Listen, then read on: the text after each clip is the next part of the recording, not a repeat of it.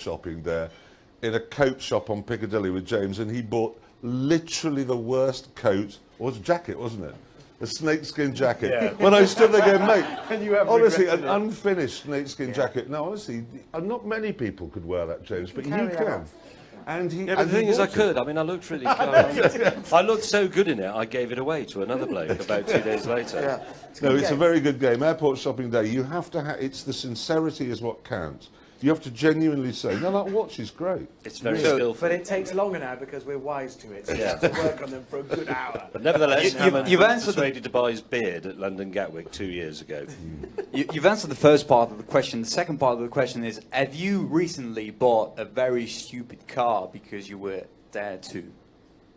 No. Dared? No, I mean, I'm always buying stupid cars that I regret. Yeah, we buy stupid cars because we like it. Yes. Yeah, I don't think that would be a tricky game of shopping dare, because we wouldn't be able to persuade each other to buy things we don't want. We should maybe try it. Anybody else? Next question. Hi guys, I'm Anthony from Gas Kings. With the phenomenal success of the Grand Tour of this series, thank you. Congratulations for that. With the constant demise of Top Gear last series, and obviously the departing of Chris Evans, how hard were you guys actually laughing when you're looking at the figures and when that actually broke news?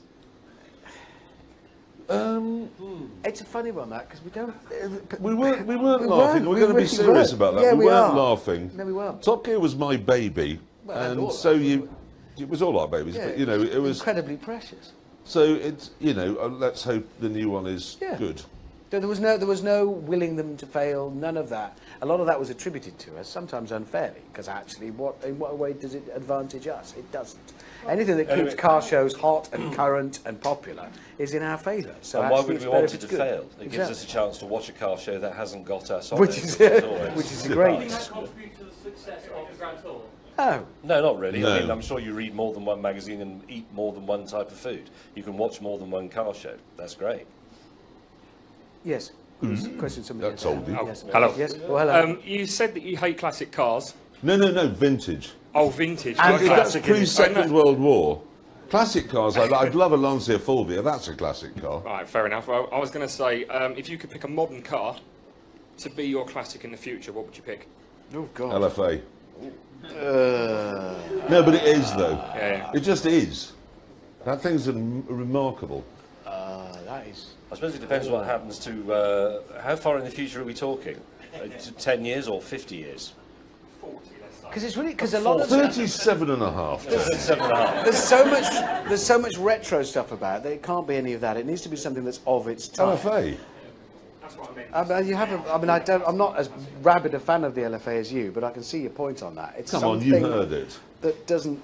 Nobody will have a tyre of that noise. M3 or it might be small, like little Fiesta. A pithy, quick answer. It might be the test. People want S, unscripted Grand Tour. This is what it would be like.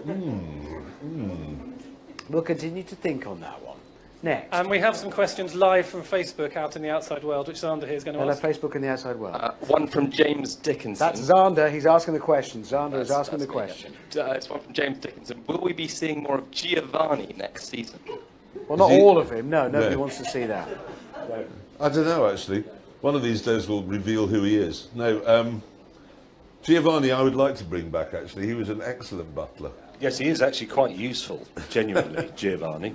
Is he Ironed here? my newspaper the other day. Sadly, we'd like to bring Giovanni out for you, but we sold him. It turns out he's preparing our drinks for afterwards. I think he's running Jeremy's bath. Anybody else? Yes, somebody over Hello. there. Yes, hello. Yes, sir. Firstly, thank you for letting me attend this evening. We haven't had a DriveTribe question yet, so I thought I'd be the first to break the ice. Good idea. Where would you see, or where do you see DriveTribe going in the future, in the sense of social media coverage, perspective in the sense of Instagram, Facebook, Twitter? It's about, at the moment we are, and thank you everybody here for being part of that process as we refine and hone and build the thing into exactly what we all need it to be. And we all need to be there to do that together to find out how we want it to work. And I hope you've seen the changes that have come along in terms of interactivity, the ability to reply to comments, and there will be further integration of those comments into our timelines, better and more effective ways of connecting that. I think it's really important that the thing becomes a device for not only disseminating content effectively and delivering exactly what you want to see, but it will become a machine for generating content. Already, where's Anthony Yates, who's somewhere in here, who sent me that picture of my Lagonda? So I was just mooching about on it yesterday. I thought, bloody hell, that's my car. So we had an exchange. Have you stolen it? No, it's a picture. It's a picture. Oh, it was before it was your car? Yeah, before it was my car. Okay. And it's a picture of it. So actually, our exchange should, at some point, develop into another piece of content, and that might go somewhere else. And what happens then is that exchange of ideas and of thoughts and comments leads to the generation of stuff that wouldn't have happened otherwise. And there might be ideas, there might be actual content. DriveTribe was born with the idea that if somebody enters a Hispano Suiza for a concourse competition in Pebble Beach, they would say, yes, I'm interested in cars. And then a youth who lives in West London and lowers his Honda and puts an enormous exhaust on it would also say, I'm interested in cars. And that's the whole point. It's a very... You don't get this so much with horses or cooking. People don't go, I'm only interested in Italian cooking. That doesn't happen. Or I'm only interested in Arab horses. That doesn't happen. But with cars, you do get that. And so that's why DriveTribe exists, is to bring everybody together. There have been, in the olden days of printed magazines, you would go and you'd have car and car conversions. This is in the UK, or performance car, or whatever it might be, or what car, if you're very boring.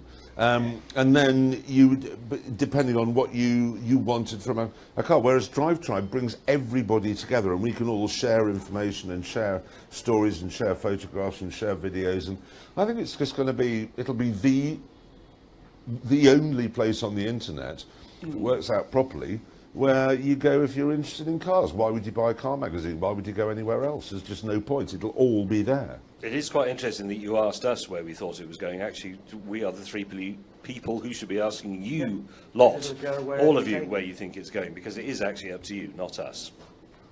That was quite a serious answer. That was a lengthy. Has anybody got a fatuous question? Question over here, yes? Hello. Hello. A couple of weeks ago, I drove a road called Jebel Jakes in the UAE with a W Motors Lycon, and I was just wondering what your favourite roads were, each of you. I'm more interested in what that car was like, actually, because I haven't driven it. It was weird. Cool. That is a succinct review. We like it. That's a short That test. is nailed down, that. Weird in a good way or a bad way? In a good way. Okay, no, I'm Yeah. looking No, forward it was, to driving it was an that unbelievable car. Beautiful. No, I am looking forward to driving that thing. It looks fantastic. It is.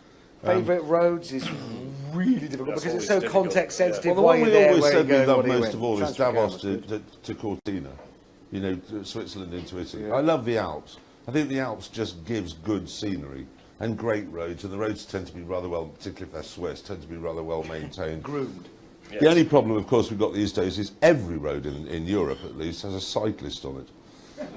And it makes such a noise when you knock them down.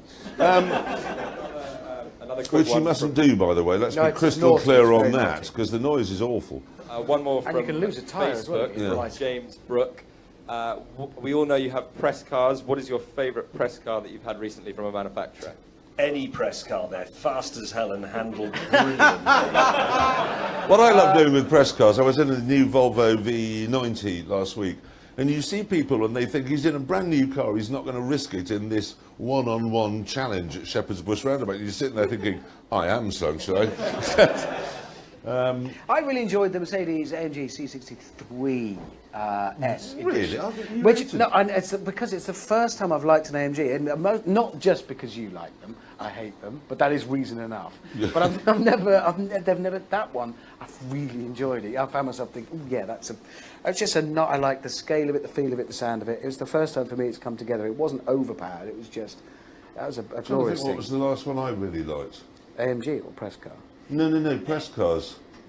Well, I've got a McLaren 540C coming tomorrow, but I'll be surprised if it can corner as hard as a Suzuki Celerio that belongs to someone else. I've got a Renault Twingo GT I've been driving around, and that is They're rubbish. really. I was staggered. It did not deliver. I thought, oh, proper little hot hatch, and I felt like I was going to fall over. Oh, no, I know one. Audi, the RS7. It's far too expensive, but my God, that's a good car. I've forgotten that. It's a very good car. And also the Titty RS. You can't have one. Anyone here an air hostess?